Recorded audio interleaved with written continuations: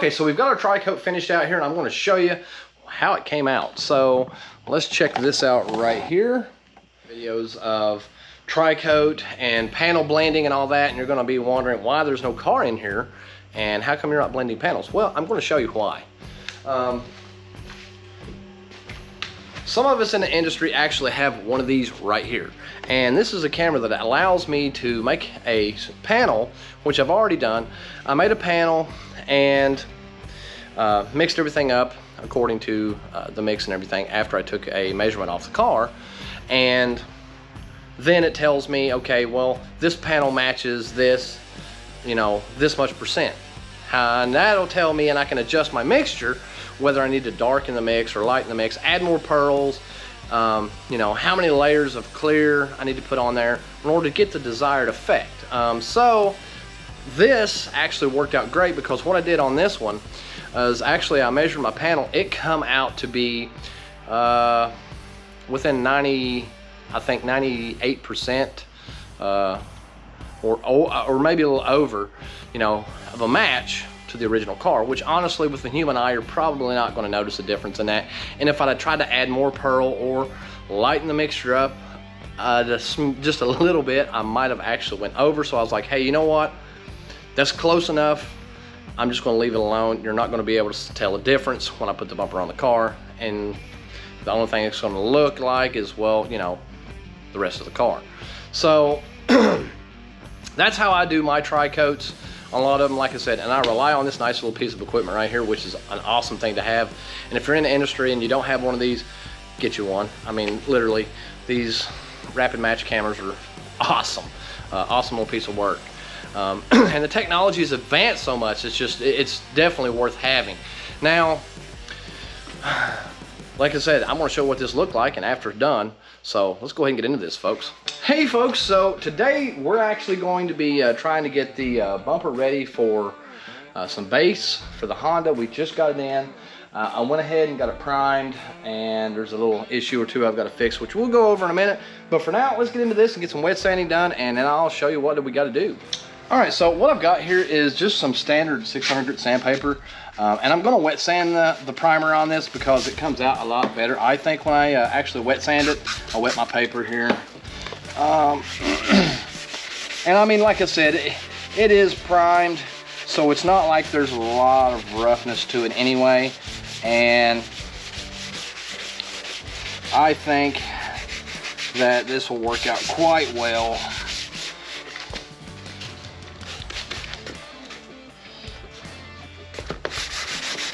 Sand, sand, sand, a little water.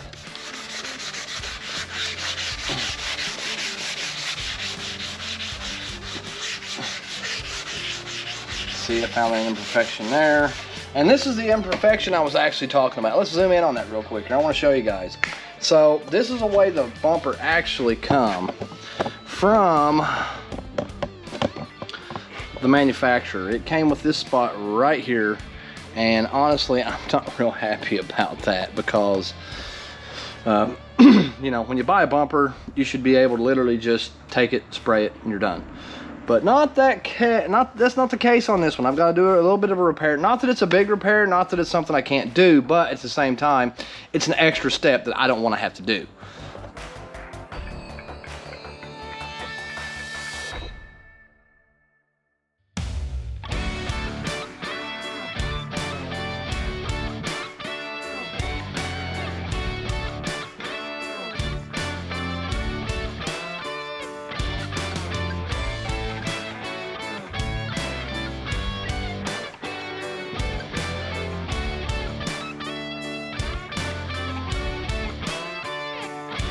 So now we're going to give it a good cleaning, and after that we'll let this dry really good, and it should be ready to spray. So, and when I say spray, I don't mean like actually spraying the base coat on it, but I mean a layer of primer, which will have to dry for 3 hours on that end because of a manufacturing defect. And that's what I was talking about when I said an extra step, because now basically I have to take this bumper and sand that spot out Put some glazing compound in it, which is like glazing putty, same thing, what you guys may call it. And then prime that spot again and sand it again. So, like I said, another extra step that we really didn't want to have to do on this. Now, I'm sure there's something else that you might be wondering as well. Why didn't you just go ahead and order another bumper and have them bring you another bumper? Well, I'll tell you why. Because, you know, it's an easy fix for one. It's an extra step, yes.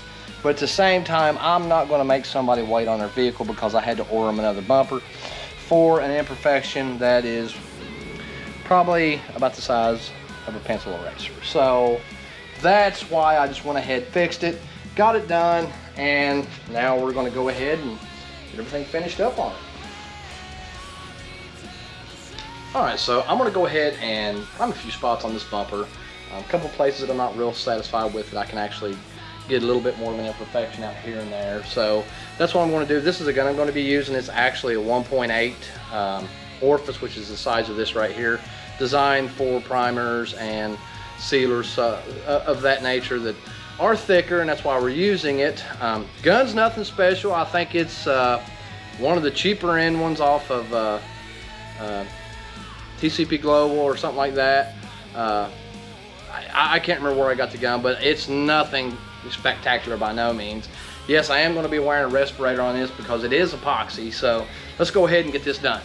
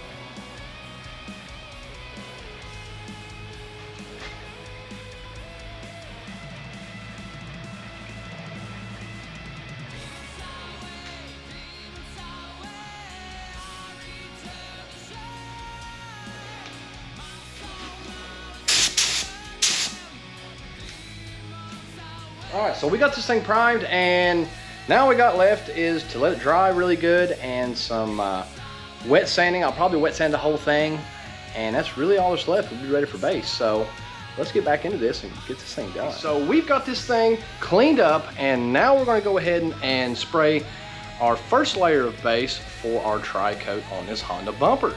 So let's go ahead and get the white, which is our first initial step, and then we'll go on with the clear that's got the pearls and the other stuff in it. So let's get this underway, and I'll show you how I do a tri-coat.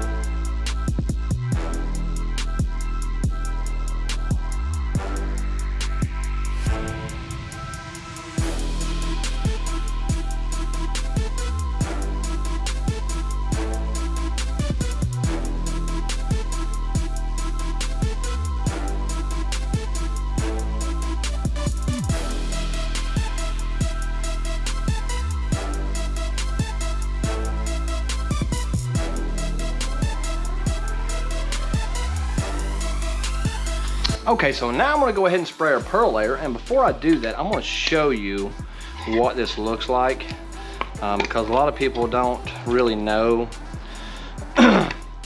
what the pearl actually looks like, and I'm gonna show you. So that's what your pearl looks like.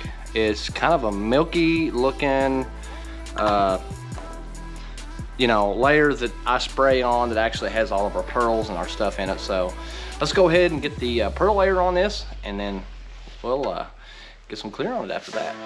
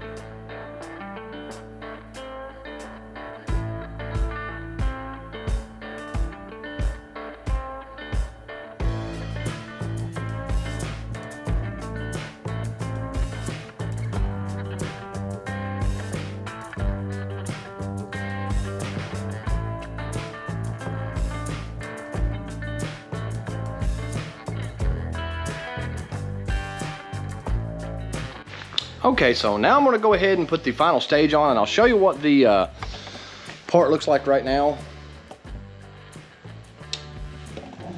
It has that pearl luster to it, and now I'm gonna go ahead and apply the clear coat, and that's the final stage. So let's go ahead and get this done.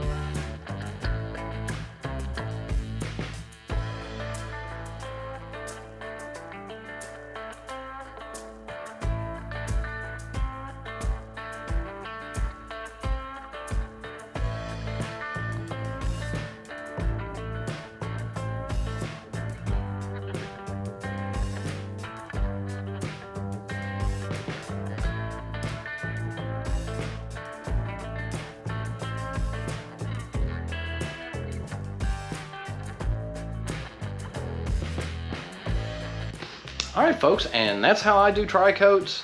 Like I said, I was lucky on this one. I actually got it pretty close, and you know, white is a fairly hard color to paint, honestly, because of the reflection of the lights and stuff kind of match the paint, so you can't really see the shine as well sometimes. But I think it come out great. Let me know what you think in the comments, and if you want to see more of what we're doing, go ahead and hit that like button, subscribe, and thanks for watching, folks.